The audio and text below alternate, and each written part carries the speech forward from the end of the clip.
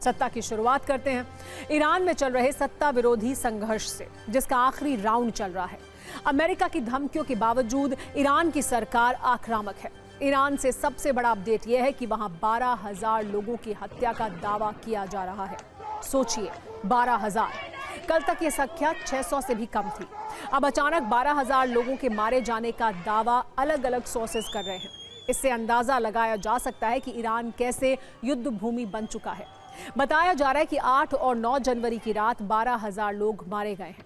मारे गए लोगों में ज्यादातर 30 साल से कम उम्र के लोग हैं। कहा जा रहा है कि खामेनेई के आदेश के बाद ये नरसंहार हुआ है।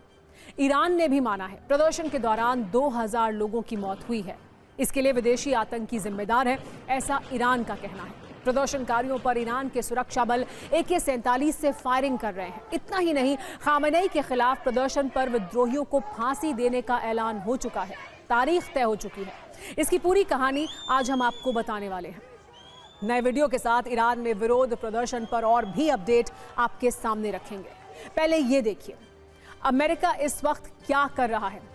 आज की रात ईरान के साथ अमेरिका क्या करने वाला है और कैसे दोनों देश फंदा युद्ध में हैं। आपको बता रहे हैं हम कि कुछ इस तरह के संबंध इस वक्त ट्रंप और खामेनेई के बीच हैं। दोनों एक दूसरे पर फंदा फेंक रहे हैं।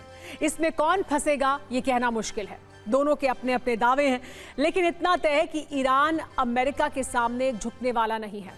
ईरान अमेरिका से डरने वाला भी नहीं है, क्योंकि अमेरिका की चेतावनी के बावजूद ईरान में प्रदर्शनकारियों को मारा जा रहा है। ऐसा लग रहा है कि खामेनेई की सत्ता भी अब अस्तित्व के लिए लड़ाई लड़ रही है और अब उस लड़ाई का आखिरी दौर भी आ चुका है। ईरान की हर हलचल पर अमेरिका की नजर है, इजराइल की नजर है। खामेनेई बंकर में जरूर हैं, लेकिन ईरान की पूरी सत्ता प्रदर्शन को चलने के लिए पूरी शक्ति लगा चुकी है। इस बीच ट्रंप और खामेनेई का फंदा वाला प्लान क्या है, सिर्फ 40 सेकंड में आप भी समझिए। खामेनेई का फंदा तैयार है, जिसमें कल एक विद्रोही को फांसी दी जाएगी, जबकि ट्रंप का एजेंडा और फंदा दोनों क्लियर हैं। ईरान में विद्रोह भड़काकर तख्ता पलट। ईरान की तैयारी है मुस्लिम देशों के साथ गुटबंदी करो, इस्लाम के नाम पर अमेरिका को चुनौती दो। वहीं अमेरिका वेनेजुएला की तरह ईरान में ऑपरेशन करना चाहता है। खामेनेई को भी किडनैप करना चाहता है। यह अमेरिका के कई विकल्पों में से एक है, जिसकी चर्चा लगातार हो रही है। अमेरिका की तैयारी है सीधी सैन्य कार्रवाई, जबकि ईरान S-400 से जवाब देने के लिए सीक्रेट प्लानिंग कर रहा है।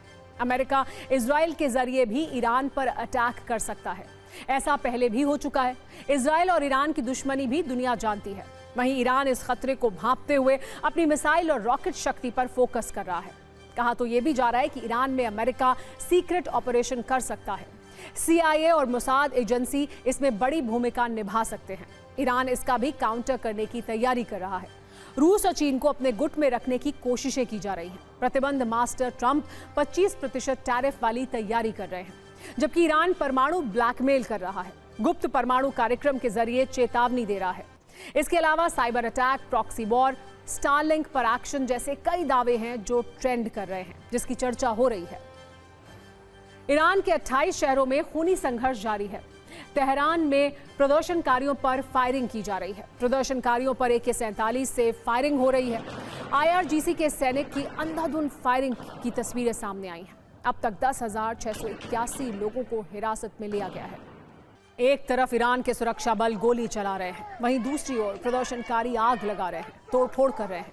खामेनेई की सत्ता को गंभीर चुनौती दे रहे हैं। हजारों की संख्या में प्रदर्शनकारी ईरान की सड़कों पर उतर चुके हैं। उनको न फांसी की सजा का डर है, न ईरानी सुरक्षा बल के AK-47 का डर है। वो लगातार ईरानी सत्ता को उखाड़ फेंकने की मांग कर रहे हैं, लगातार प्रदर्शन कर रहे हैं। कई शहरों में सुरक्षा बलों को गंभीर चुनौती भी दे रहे हैं। ईरान में अब प्रदर्शनकारी भी निहत्थे नहीं हैं। अब तक उनके हाथ में सिर्फ बैनर पोस्टर थे। कई वीडियो ऐसे भी आए हैं जिसमें वो बंदूक के साथ प्रदर्शन कर रहे हैं, सुरक्षा बलों को चुनौती दे रहे हैं।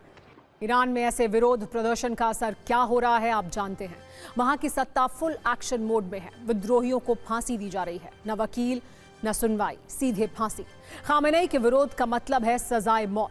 तेहरान के पास करान शहर के रहने वाले इरफान सुल्तानी को कल फांसी दी जाएगी। ईरान की सरकार ने इसकी घोषणा कर दी है। 8 जनवरी को इरफान को गिरफ्तार किया गया था। न्यूज़ मित्रों के मन में ये सवाल उठ रहा होगा कि इतनी संख्या में प्रदर्शनकारी सड़क पर उतर रहे हैं, खामेनेई के खिलाफ नारेबाजी कर रहे हैं, खामेनेई के पोस्टर जला रहे हैं, सरकारी संस्थाओं में आग लगा रहे हैं, तो फिर इरफान सुल्तानी को क्यों चुना गया? इसका जवाब है विद्रोहियों को मैसेज देना। ईरान की सरकार इरफान सुल्तानी के जरिए सभी विद्रोहियों को संदेश देना चाहती है, ये कि विरोध करने पर ऐसी ही सजा दी जाएगी। ईरान में 26 वर्ष के प्रदर्शनकारी को सूली पर चढ़ाने की तैयारी पूरी हो चुकी है। 11 जनवरी यानी कल फांसी दी जाएगी। अधिकारियों का आदेश है कि ये सजा अंतिम है, फांसी तय समय पर दी जाएगी।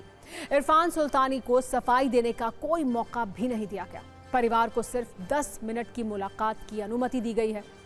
एक सत्य यह भी है कि खामेनेई का संदेश सिर्फ विद्रोहियों के लिए नहीं है, बल्कि इस घोषणा में अमेरिका और इजराइल के लिए भी बड़े संकेत छिपे हुए हैं।